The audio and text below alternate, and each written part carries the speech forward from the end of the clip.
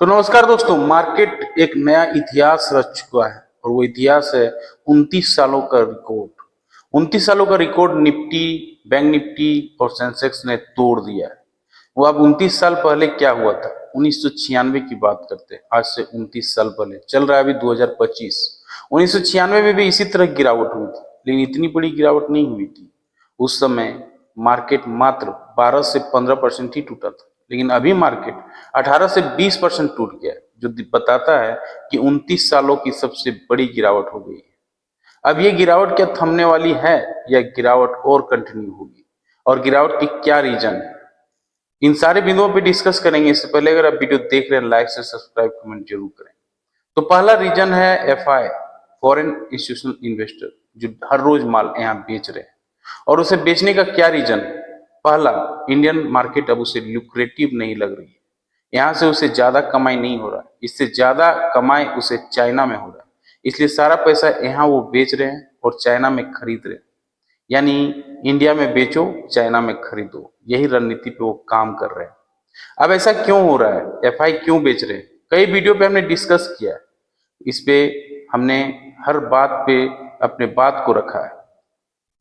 तो एफआई बेचने का पहला रीजन है यहाँ पे रुपीज का डिप्रिसिएशन होना। हमारा rupees day by day depreciate हो रहा है। 87.56 पे ट्रेड कर रहा है अभी हमारा $1। अगर आपको $1 खरीदना है, अभी 87.56 देना होगा आपको। यही अगर आप ज्यादा नहीं, एक साल पहले ही आप अगर $1 खरीदते हैं, यानी आपको रुपीज में अगर कन्वर्ट होता तो आपको 82 रुपीज ही देने होते थे। यानी ₹5.5 का नुकसान सीधा सीधी आपका हो जा रहा है $1 पे ही।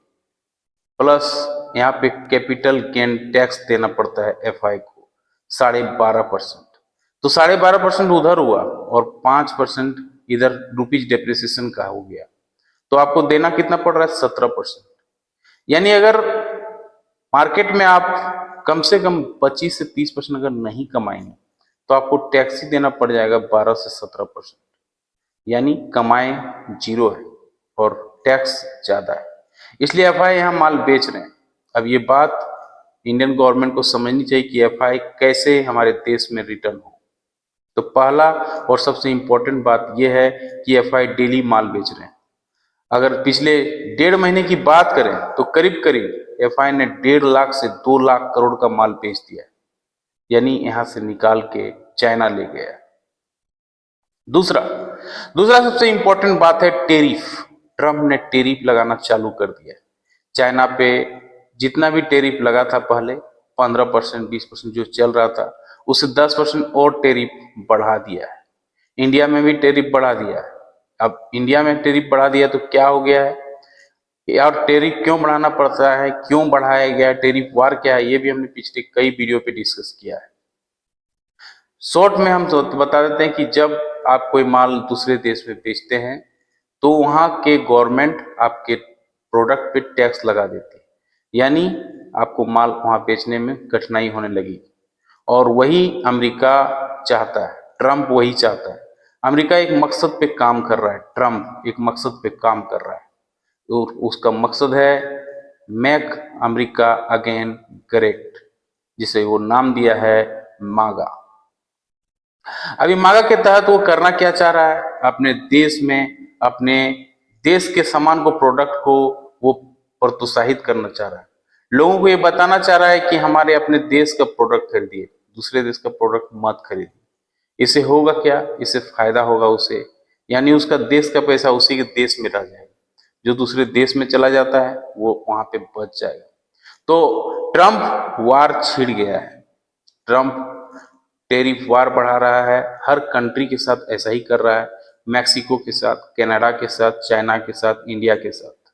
जहां से उसे दिख रहा है कि ज्यादा माल मेरा जा रहा है, वहां पे ज्यादा पैसा जा रहा है दूसरे कंट्री में, वहां पे वो टेरिफ लगा रहा है।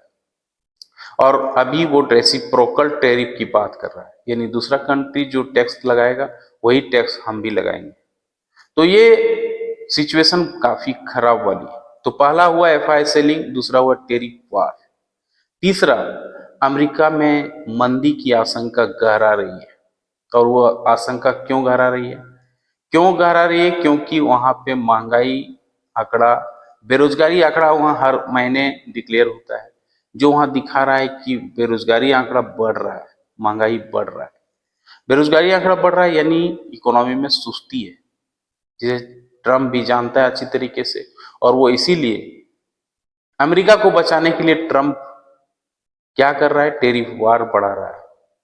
और यही चीज अर्थशास्त्रियों को, इकोनॉमिस्टों को रास नहीं आ रही कि आखिर टेरिफ बढ़ा रहा है लेकिन अमेरिका अंदर से खोखला होते जा रहा है, उसका बेरोजगारी बढ़ रहा है, उसका महंगाई बढ़ रहा है।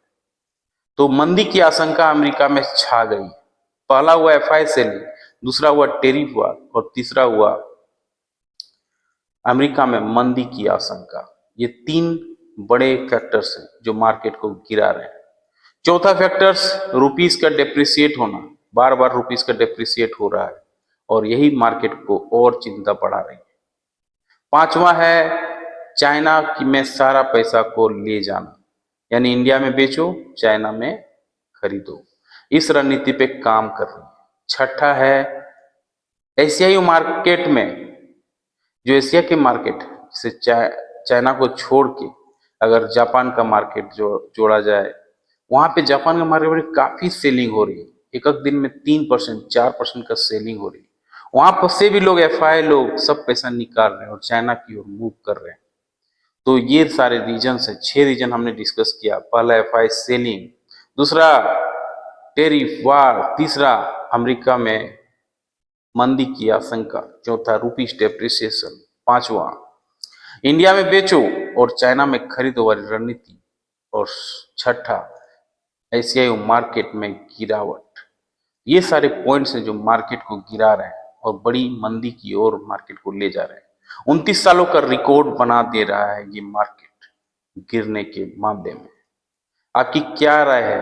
अपनी प्रतिक्रिया जरूर बताएं। मिलते किसी और एक वीडियो पे, तब तक के लिए जय हिंद, वंदे मातरम।